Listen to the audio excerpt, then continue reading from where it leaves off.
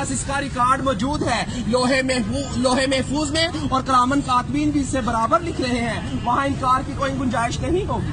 وہاں چھپنا چاہو گے چھپ نہیں سکو گے، وہاں بھاگنا چاہو گے بھاگ نہیں سکو گے. میرے بھائیوں، ہم تو ناچنے گانے والے تھے، اللہ پاک نے کہاں گندگی کے ڈھیر سے اٹھایا، کہاں انبیاء والے کام میں بٹھا دیا، اور آج لا کے آپ لوگوں کے سامنے کھڑا کر دیا.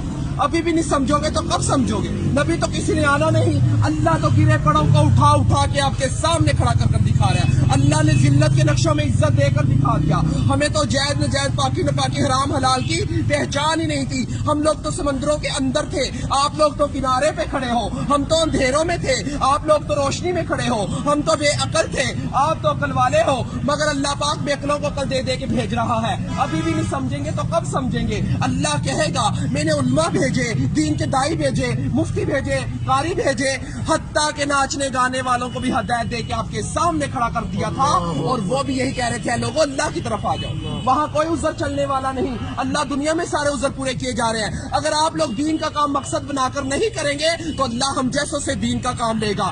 اللہ کسی کا محتاج نہیں ہے، ہم سب اللہ کے محتاج ہیں. ابراہ کے لشکر کو اللہ پاک نے پرندوں کے ذریعے، ابابیل کے ذریعے ہلاک کیا اور بیت اللہ شریف کی حفاظت فرما کر دکھائی.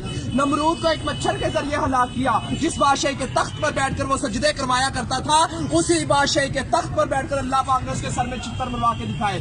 اللہ کسی کا محتاج نہیں ہے، ہم سب اللہ کے محتاج ہیں. میرے بھائیوں، اگر یہ تبلیغ کی محنت نہ ہوتی تو ہم جیسے کیسے راہ راستے آتے. یہ کام بالکل حق اور سچ ہے میرے بھائیوں، یہ انبیاء والا کام ہے، نبی تو کسی نے آنا نہیں ہے. اگر یہ تبلیغ کی محنت نہ ہوتی، چور، فراڈ، زنائی کیسے راہ راست پہ آتے؟ یہ وہی محنت ہے میرے بھائیوں.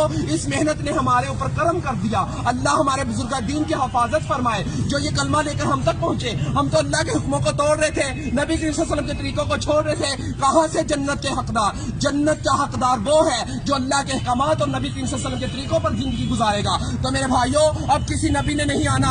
ختم نبوت کے صدقے یہ کام میرے اور آپ سب لوگوں کے ذمہ ہے کہ ہم کلمہ گو والے بن جائیں، لا الہ الا اللہ محمد رسول اللہ کی دعوت دینے والے بن جائیں.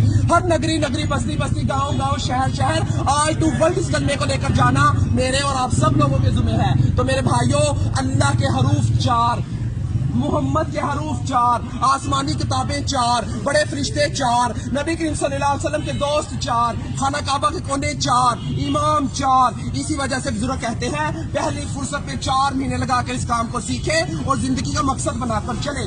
سیکھنے کے لیے 4 مہینے، کرنے کے لیے پوری زندگی، پھرنے کے لیے پوری دنیا. تو میرے بھائیوں، سیکھتے سیکھتے کرنا ہے اور کرتے کرتے مرنا ہے. تو میرے بھائی، یہ دنیا ہمارا امتحان ہے، عبادت ہماری پہچان ہے، اور دعوت اللہ ہمارا کام ہے. ہم تو اس کام کو کرنے کے لیے موت تک ارادہ کرتے ہیں.